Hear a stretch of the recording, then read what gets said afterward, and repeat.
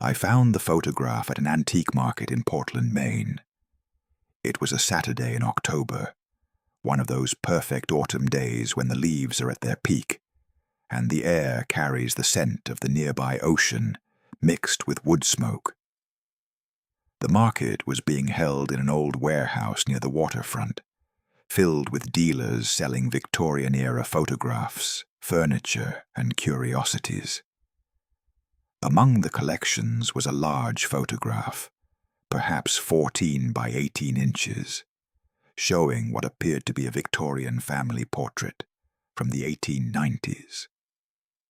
The photograph showed 9 people arranged in 2 rows, all dressed formally in the style of the period. Starting from the back row, left to right, there was an older man about 60 with silver hair and a thin mustache, wearing a dark 3-piece suit with a watch chain. Next to him stood a young woman around 25, with curled hair and a composed expression, dressed in a high-collared black gown with lace trim. At the center stood a middle-aged man about 50, with short hair and a graying mustache, dressed in a dark waistcoat and tie, clearly the patriarch. Beside him was another woman, likely his wife, about 45, wearing a high-necked black lace dress, her hair pulled back tightly. On the far right stood another man around 40 with a mustache and neatly combed hair, dressed in a long dark coat and waistcoat. In the front row, left to right, there was a girl about 5 standing in front, wearing a dark dress with a white lace collar. Beside her sat a younger girl around 3 with short curls and a light dress, resting her hands calmly in her lap. At the center sat a man in his early 30s, dressed in a dark suit with a bow tie, possibly the eldest son or a younger patriarchal figure, with a stern but composed gaze. On the far right sat another girl around 12 with neatly styled hair and a dark fitted dress, her posture upright and serious. But when I looked closely at the 3-year-old girl sitting in the front row, something made my blood run cold. Her face was too perfect, too smooth, too symmetrical. Her expression was completely blank, not the solemn composure typical of Victorian portraits, but an absolute absence of any human emotion or life. Her eyes seemed painted on rather than real. Her hands, resting in her lap, appeared stiff and positioned with unnatural precision, and her posture was too still, too rigid, as if she were not a living child, but something else entirely. The dealer noticed my interest. "That's the Whitmore family from Portland," he said quietly. "Taken in 1895. That photograph has one of the strangest stories I've encountered in 40 years of dealing in antiques. The little girl sitting there, the 3-year-old, she's not a real child. She's a puppet. A life-sized doll created to replace the family's daughter, who had died 2 years earlier." "That's impossible," I said. "Look closely at her face. Look at her hands. Look at how everyone else in the photograph seems to be avoiding looking directly at her. The family kept that puppet and treated it as if it were their living daughter for years after the child's death. This photograph documents their delusion." On the back of the photograph, in faded ink, was written, "The Whitmore family, Portland, Maine, November 1895. And below that, in different, shakier handwriting, "Clara is not real. We all knew, but no one spoke. God forgive us." I bought the photograph along with a box of materials, letters, newspaper clippings, and accounts from family members and neighbors, for $2,000, knowing I had discovered something deeply disturbing. That evening in my hotel room, I examined the photograph under strong light with a magnifying glass. The more I looked at the 3-year-old girl, the more certain I became that she was not human. Her face had the smooth, painted quality of a porcelain doll. Her eyes were too glassy, too fixed, lacking any spark of life or consciousness. Her hands appeared to be made of some rigid material, positioned carefully but unnaturally. Even the curls of her hair seemed too perfect, too arranged, as if they were made of carved wood rather than real hair. And there was something else, the way the other family members were positioned. No one was touching the little girl. No one was looking at her. They were all arranged around her, as if she were a prop in the photograph rather than a family member, maintaining a careful distance while pretending she belonged there. I began reading through the materials. What emerged was one of the most disturbing stories I had encountered. A family so consumed by grief that they created a life-sized puppet to replace their dead daughter, then convinced themselves it was real. The first documents were newspaper clippings about the original child's death. From the Portland Daily Press, September 10th, 1893. Whitmore child dies in tragic accident. Miss Clara Whitmore, 3, daughter of merchant Albert Whitmore, and his wife Catherine, died yesterday after drowning in the pond on the family's property. According to family members, Clara had been playing in the garden when she apparently wandered to the pond and fell in. By the time she was discovered, she had drowned. The family is devastated by this tragic loss. Clara is survived by her parents, her grandfather Harold Whitmore, her sisters Margaret, age 10, and Elizabeth, age 3, and numerous other family members. Funeral services will be held at First Parish Church on September 15th. From the Portland Daily Press, October 1st, 1893.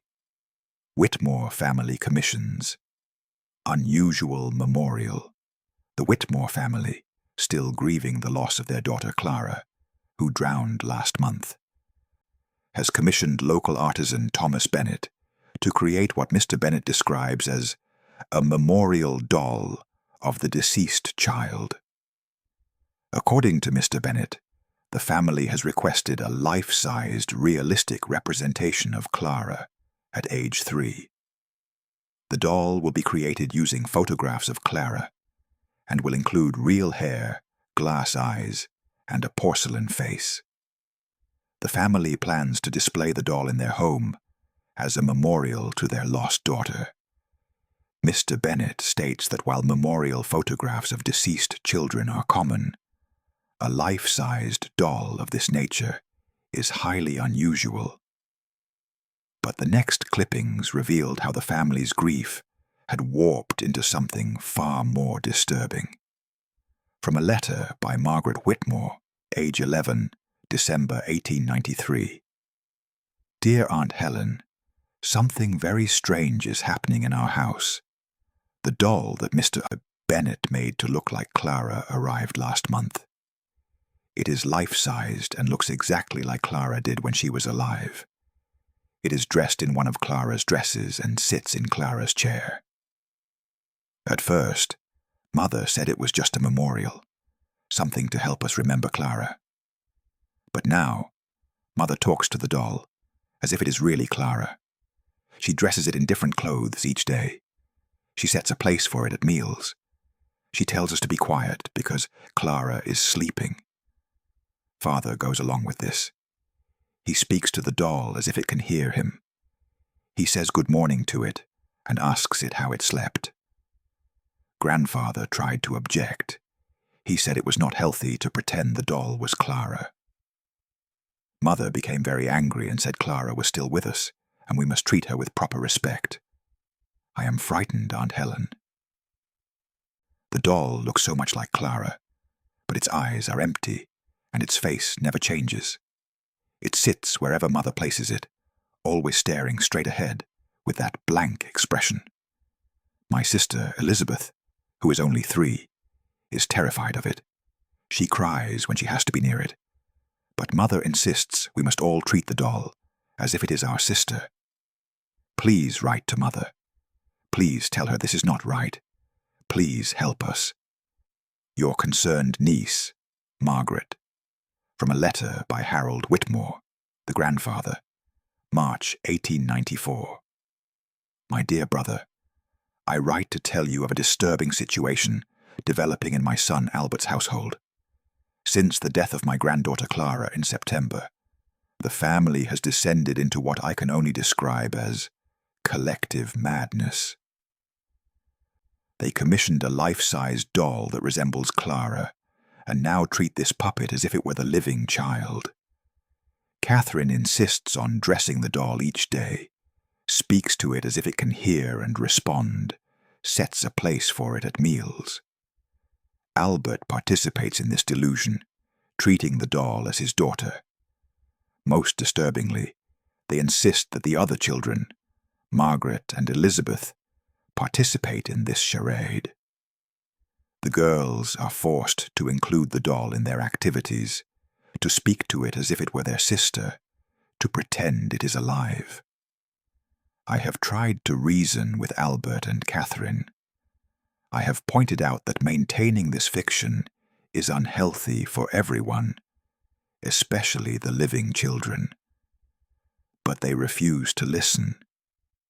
Catherine becomes hysterical when anyone suggests the doll is not Clara. Albert supports her completely in this delusion. The family has even announced they will include the doll in the family portrait they plan to have taken this year.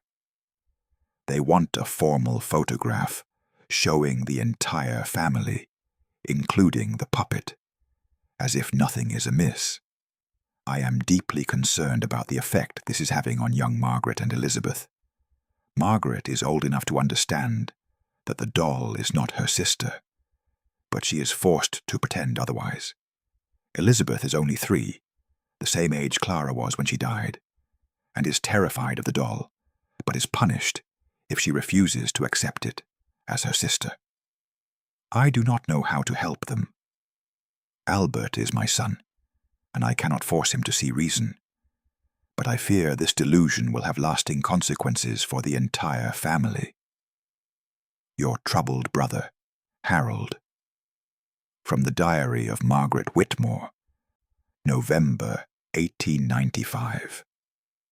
Tomorrow we are having our family portrait taken. Mother has insisted that the Clara doll be included in the photograph. She will be positioned in the front row, sitting as if she is a real member of the family. I am 12 years old now. I understand that Clara is dead, and that the doll is not my sister, but I am forced to pretend otherwise. Mother becomes enraged if I suggest the doll is not Clara. Father supports her in this madness. My sister Elizabeth is 6 now. She is still terrified of the doll, but has learned to hide her fear to avoid Mother's anger. The doll sits in our house like a corpse, dressed in Clara's clothes, positioned in Clara's chair, treated as if it were alive. The doll's face haunts me. It looks like Clara, but it is not Clara. Clara had life in her eyes, warmth in her smile. The doll has empty glass eyes that stare at nothing. Its painted face never changes expression. Its body is stiff and cold. Yet Mother speaks to it every day. Good morning, Clara. Did you sleep well, Clara? What would you like for breakfast, Clara? And she acts as if the doll responds, as if she can hear Clara's voice answering her. Father goes along with everything. I think he knows the truth, that Clara is dead and the doll is not her. But he will not contradict Mother. Perhaps he fears what would happen if he acknowledged reality. Perhaps he has come to believe the delusion himself. Tomorrow we will sit for the family portrait, with the doll positioned among us as if it were a living child. We will all pretend it is Clara. We will all participate in this lie that has consumed our family. I pray that someday this madness will end. But I fear it never will. I found accounts from the photographer who took the family portrait. From the statement of photographer George Hammond, November 1895. I was commissioned by the Whitmore family to create a formal portrait of their family at their home. When I arrived, I was introduced to all the family members, including what Mrs. Whitmore referred to as her daughter, Clara. I immediately recognized that Clara was not a living child, but a life-sized doll. It was expertly crafted, realistic hair, glass eyes, a porcelain face, but it was unmistakably artificial. The face had the smooth, painted quality of a doll. The body was rigid. The eyes were fixed and glassy. Yet Mrs. Whitmore spoke to this doll as if it were alive. She positioned it carefully in the front row of the group, arranged its dress, smoothed its hair, and told me that I must make sure Clara looked her best in the portrait. I was deeply uncomfortable, but felt I could not refuse the commission. The family clearly had some psychological disturbance related to grief, and I did not wish to upset them further. During the sitting, I noticed that while the family was arranged around the doll, no one was touching it. The other children, the two living daughters, maintained a careful distance from it. None of the adults looked at it directly. They all seemed to be pretending it was there, while simultaneously avoiding acknowledging what it actually was. The doll sat completely still, as dolls do. Its face showed no expression. Its glass eyes stared straight ahead. It was positioned to appear as if it were calmly sitting for a portrait. But there was something deeply wrong about its presence among the living family members. After I developed the photograph, I examined it closely. The contrast between the living family members and the doll is striking.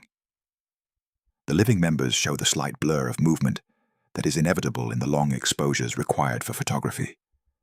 Their expressions show life, thought, emotion. The doll is perfectly sharp and still because it is incapable of movement. Its face is completely blank because it is painted on. I do not know what psychological disturbance caused the Whitmore family to create and maintain this doll as a replacement for their deceased daughter. But that photograph documents a family consumed by grief to the point of collective delusion. From the testimony of Sarah Bennett, neighbor, 1896.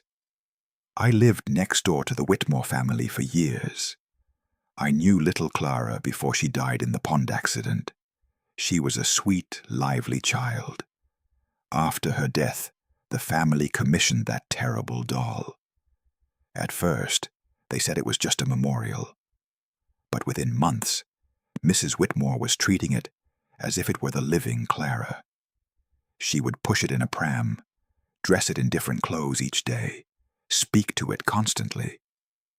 The family included the doll in their daily life. It sat at the table during meals. It was placed in a chair in the parlor. It was dressed in nightclothes and put in a bed each night. The other children, Margaret and Elizabeth, were forced to treat the doll as their sister. I saw Margaret pushing the doll in the pram while her mother watched. The girl's face showed how much she hated this charade, but she had no choice. Little Elizabeth was terrified of the doll. I once saw the child crying because her mother was making her sit next to the doll. But Mrs. Whitmore insisted Elizabeth must accept Clara as her sister.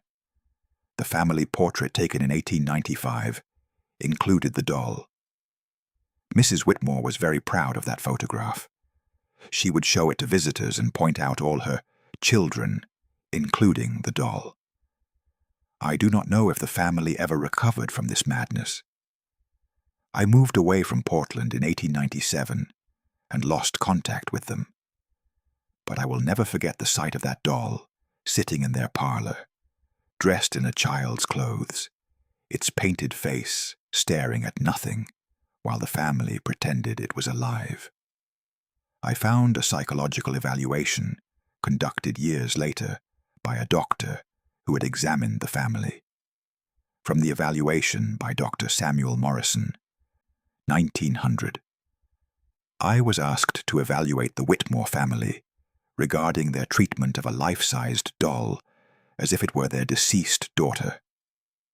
My findings reveal a case of shared psychotic disorder, also known as folie à famille, a condition where a delusional belief is shared among multiple family members.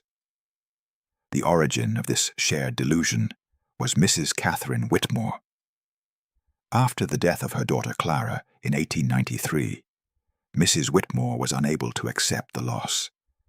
When the family commissioned a memorial doll, Mrs. Whitmore began to treat it as if it were the living Clara. She spoke to it, dressed it, cared for it, as if it could respond. Mr. Albert Whitmore, rather than challenging his wife's delusion, supported it. Whether he genuinely came to share the delusion or simply went along with it to avoid conflict, the result was the same. The family's patriarch validated the false belief. The two living daughters, Margaret and Elizabeth, were forced to participate in this delusion. They were required to treat the doll as their sister, to include it in their activities, to pretend it was alive. This caused significant psychological harm to both children. The family portrait taken in 1895 shows the doll positioned among the living family members as if it were a real child. Close examination of this photograph reveals the truth. The doll's face is smooth and painted. Its eyes are glass and lifeless. Its hands are positioned with the rigidity of an inanimate object. Yet the family maintained the fiction that this was their daughter Clara. I believe this case demonstrates how grief, when combined with denial and enabled by family members unwilling to challenge a delusion, can create a shared false reality that persists for years. The living children in this family were the true victims. They were forced to live in a household where reality was denied, where they were required to pretend an inanimate doll was their living sister, where any acknowledgement of truth was punished. I found one more document, a letter written in 1950 by Margaret Whitmore, then an elderly woman, reflecting on the experience. From a letter by Margaret Whitmore, 1950. I am 67 years old now. My sister Elizabeth died last year, never having fully recovered from the psychological damage of our childhood. My parents have been dead for decades. I am the only one left who remembers the truth about the Clara doll. When my sister Clara drowned in 1893, I was 10 years old. I loved Clara dearly. Her death was devastating to our entire family, but my mother could not accept Clara's death. When the memorial doll was created, Mother began to treat it as if it were Clara alive. She spoke to it, dressed it, included it in our family life, and she insisted that the rest of us treat the doll as if it were our sister. My father enabled this delusion. Perhaps he feared what would happen if he challenged Mother. Perhaps he, too, wanted to believe Clara was still with us. Whatever his reasons, he supported Mother's fiction. My sister Elizabeth and I were forced to participate. We had to pretend the doll was our sister. We had to include it in our play, speak to it, act as if it were alive. If we refused or acknowledged the truth, we were punished. The family portrait taken in 1895 shows the doll sitting among us. Looking at that photograph now, I can see how disturbing it is. The doll sits there with its blank, painted face and glass eyes, obviously not human, while the rest of us pretend it belongs there. I can see in that photograph how I was trying to maintain composure while participating in a charade I knew was madness. I can see how Elizabeth looks frightened. I can see how the adults are all carefully avoiding looking directly at the doll, as if by not looking at it they could maintain the fiction that it was real. That doll lived in our house until my mother died in 1920. For 27 years, that puppet sat in our home, dressed in clothes, positioned in chairs, treated as if it were a family member. For 27 years, we all pretended it was Clara. The psychological damage this caused cannot be overstated. Elizabeth never married, never had a normal life. She was haunted by memories of being forced to accept that doll as her sister, of having to pretend an inanimate object was alive. I got married and left home as soon as I could. I never returned to that house. I could not bear to be near that doll, could not bear to participate in that fiction any longer. After my mother died, my father finally acknowledged the truth. He told me the doll was just a doll, that he had always known it was not Clara. He said he had gone along with Mother's delusion because he feared what would happen if he challenged her.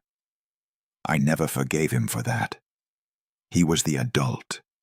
He was the father. He should have protected Elizabeth and me from that madness. Instead, he enabled it, forcing his living daughters to suffer so his wife could maintain her delusion. The photograph from 1895 documents this family madness. It shows a family gathered for a portrait, with a life-sized doll positioned among them as if it were a living child.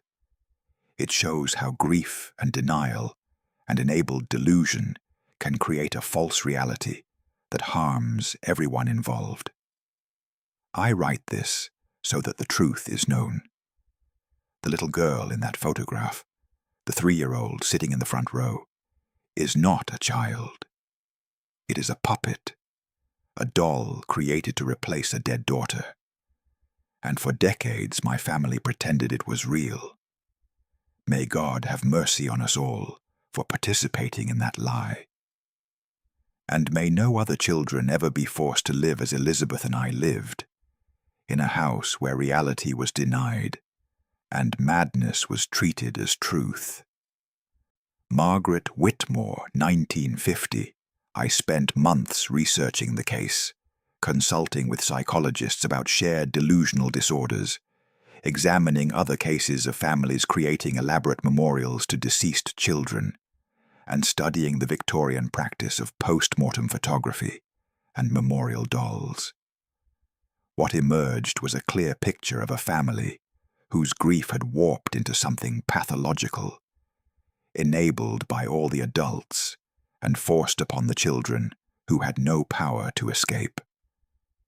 I wrote a comprehensive account examining the psychology, the social context, and the lasting damage caused by this shared delusion. The book was titled The Puppet Sister, The Whitmore Family's Decades-Long Delusion. The photograph from November 1895 appeared on the cover. Looking at it, knowing the story, it became one of the most deeply unsettling images I had ever encountered. 9 people arranged for a Victorian family portrait. In the back row, 5 adults standing formally, all carefully avoiding looking at one particular member of the group. In the front row, 4 figures sitting, 3 of them living children, one of them a life-sized doll with a painted porcelain face and glass eyes. The doll sits there, the 3-year-old Clara, with her perfect curls and her blank painted expression and her rigid hands folded in her lap. Her face shows no life, no emotion, no humanity, because she has none. She is painted wood and cloth and porcelain and glass, an elaborate puppet created to replace a dead child. Yet the family treated this puppet as if it were alive. They dressed it, spoke to it, included it in their family portrait. They maintained this fiction for 27 years, forcing the living children to participate in the delusion, denying reality until it became normalized madness.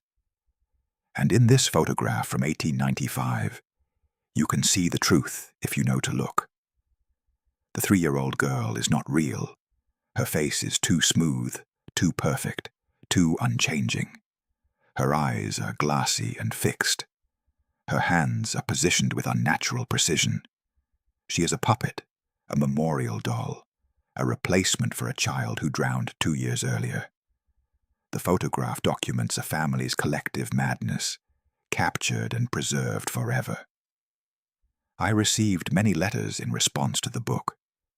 Some from psychologists interested in shared delusional disorders.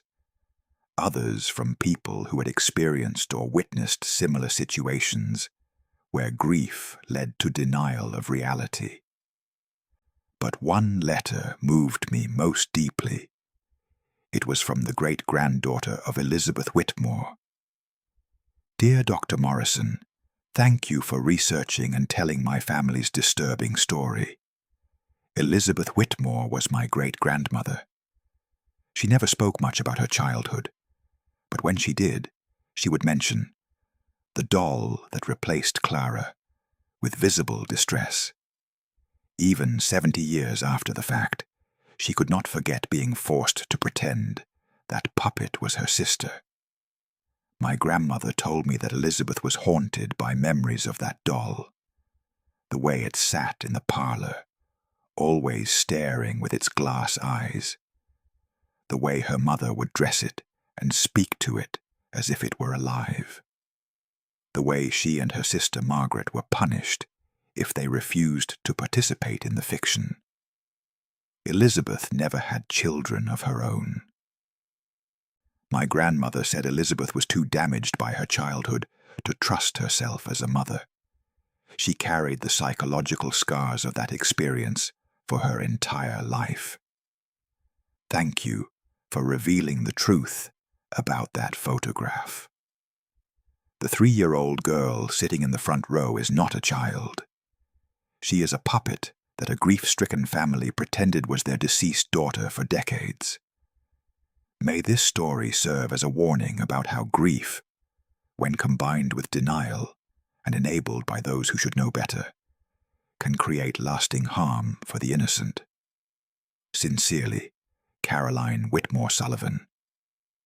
The photograph now hangs in my study, though I find it deeply disturbing to look at. 9 people in Portland in 1895 posed for a family portrait. 8 of them are living human beings. One of them is a life-sized doll with a painted porcelain face and glass eyes. But for decades, the family pretended that the 9th figure was alive. They treated the puppet as a daughter and sister. They included it in their family life. They maintained a collective delusion that lasted over a quarter-century. This 1895 Victorian family portrait seemed ordinary at first glance, until you looked at the 3-year-old girl's face, really looked at it, and saw the smooth painted features, the glassy fixed eyes, the complete absence of any spark of life or humanity. Until you realized she was not a child at all, but a puppet created to replace a dead daughter. Until you understood that this photograph documented not a family portrait, but a family madness. A photograph that captured a grief-stricken family's denial of death, their creation of an elaborate fiction, their forcing of living children to participate in a delusion that would haunt them forever. That's the eerie truth preserved in this image from November 1895. The portrait seemed ordinary until they looked at the baby's face.